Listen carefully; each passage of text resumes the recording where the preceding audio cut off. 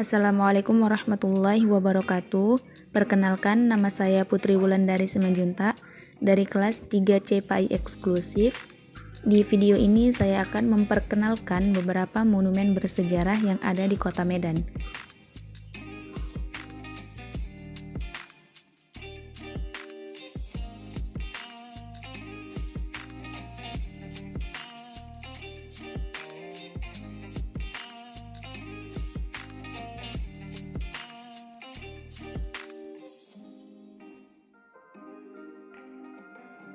Jembatan Titik Gantung ini sudah berumur lebih dari 200 abad karena dibangun pada tahun 1885. Jembatan ini dibangun berawal dari keinginan Belanda untuk membangun sarana transportasi massal di Sumatera Utara pada waktu itu. Dibangunlah jembatan ini agar warga tidak sembarangan melintasi rel.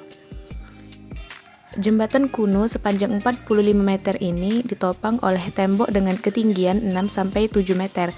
Uniknya, meski dibangun di abad ke-18, jembatan ini sudah memperhatikan hak pejalan kaki dengan adanya tangga khusus di kedua sisi pintu masuk keluar.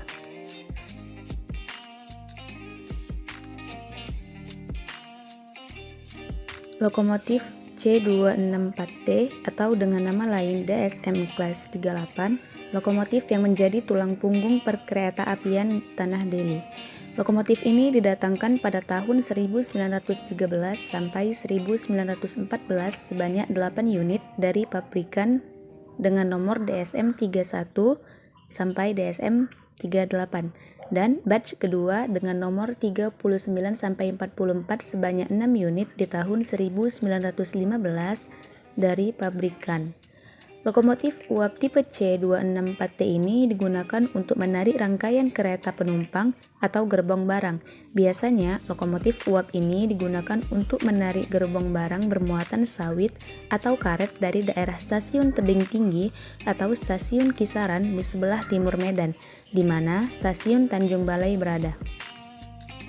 Adanya kereta api telah mendorong pertumbuhan di sektor perkebunan dan pertumbuhan ekonomi di sektor lain yang pada akhirnya membuat Deli kini disebut Kota Medan menjadi daerah yang maju dan berkembang pesat.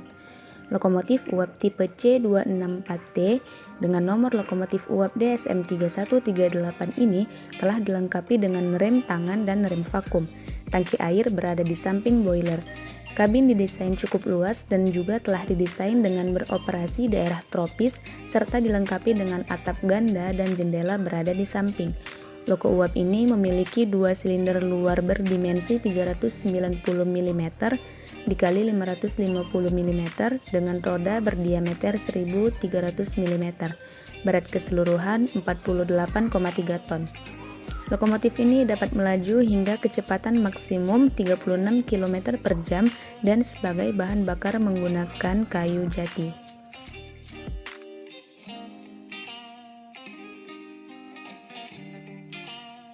Monumen yang berdiri sejak 16 Desember 1966 dibangun untuk memperingati peristiwa kelam sejarah Indonesia yang terjadi selama tahun 1965 sampai 1666. Pada bagian sisi monumen ini terdapat relief adegan cukup sadis dan vulgar yang bertujuan untuk menggambarkan keadaan pada saat peristiwa itu terjadi. Selain penggambaran peristiwa, monumen ini juga tercantum nama-nama dari Laskar Pemuda yang menjadi korban peristiwa tragis tahun 65 dan surat perintah 11 Maret atau Super Semar. Puncak monumen terdapat sebuah jam yang sudah berfungsi normal, lambang Garuda, kelima sila Pancasila, dan wajah ketujuh pahlawan revolusi yang gugur saat ini.